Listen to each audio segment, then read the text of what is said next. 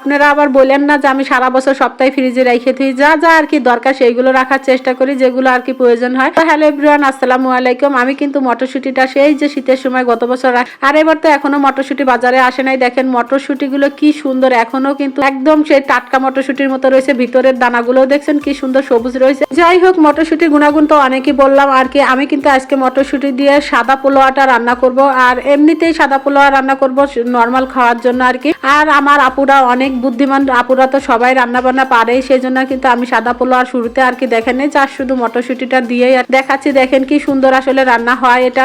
আর সারা বছর রেখে কিন্তু এরকমই খাওয়া যায়। আর কি বলবো এখনকার কথা বলেন, এই যে মানে ভিডিও করা নিয়ে কিন্তু যত ঝামেলা। আগে তো এক হাত দিয়ে কুটতাম, একদিকে রান্না বান্না করতাম, তো রান্নাটাও অনেক তাড়াতাড়ি হতো। তাই আপনাদের ভাইয়া বলে যে আমি নাকি ভিডিও করতে যাই রান্নার অনেক দেরি করে ফেলে। কি করব বলেন, এখন তো সবকিছু গুছায় গাছায় আসলে নিয়ে আসে, তারপরে রান্না করতে দেরি হয়ে যায়। কখন কোন ক্যামেরা শুটটা ভালো হয়, কোনটা এই যে ধোয়ার জন্য ভালো হচ্ছে না, সবকিছু দেখেই কিন্তু ভিডিও করতে যায় অনেক দেরি হয়ে যায় রান্না বান্না করার জন্য। আসলে কোনো কিছু করাই কিন্তু সহজ না। যা কিছু করতে যাবো সবকিছুর পিছনে কিন্তু প্রচুর পরিশ্রম করতে হবে। প্রচুর পরিশ্রম ছাড়া কিন্তু আসলে সফলতা পাওয়া যায় না। যাই হোক, আমার পোলোয়া রান্নাটা কিন্তু এখানে হয়ে গেছে। আর আমি কিন্তু আজকে এটা খানের বানাচ্ছি হচ্ছে গিয়ে এই যে থানকুনি পাতার বড়া। থানকুনির পাতার বড়া কে কে খাইছেন কমেন্টে কিন্তু জানাবেন। আমি কিন্তু মাঝে মাঝে থানকুনির পাতা বড়া খাই, আপনাদের ভাইয়া এটা পছন্দ করে। আমি কিন্তু সমস্ত রান্না বান্না তার পছন্দসই করার চেষ্টা করি, ভালোবেসে আর কি করি, যাতে করে সে খেয়ে তৃপ্তি থাকে। আসলে পুরুষ মানুষ সংসারে যদি সুস্থ না থাকে, তার মন খুশি না থাকে, তাইলে কিন্তু সংসারে মনোযোগ থাকে না। আমার মতামতটা আসলে ঠিক আছে কিনা। যাই হোক, আমি কিন্তু এখানে থানকুনির পাতাগুলো দিই, তার মধ্যে একটু কালো জিরা দিছি, তারপর একটু পেঁয়াজ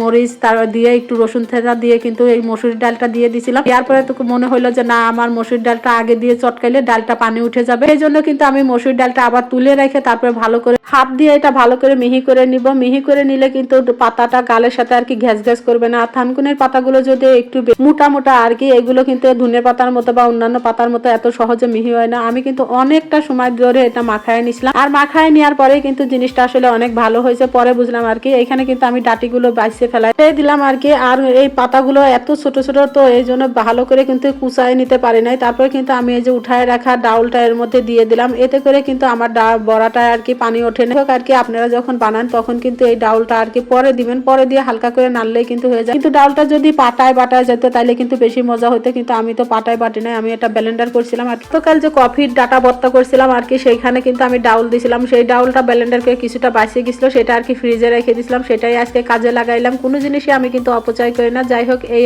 থানকুনি পাতার বড়াগুলো কিন্তু আমি ভাজে নিচ্ছি তেলে দিয়ে, খুব একটা তেল দিই নাই। এইদিকে দেখেন বড়াগুলো ভাজা হয়ে গেছে। আমি কিন্তু বড়াগুলো দেওয়ার পরে আর ভাজি নাই, ভাজাটা কিন্তু আপনাদের ভাইয়া অফিস থেকে এসে ভাজছিল। যাই হোক, বড়াটা কিন্তু অনেক সুন্দর হয়েছে। আর যাদের আমাশার সমস্যা আছে তারাও খাইতে পারেন। আল্লাহ হাফেজ।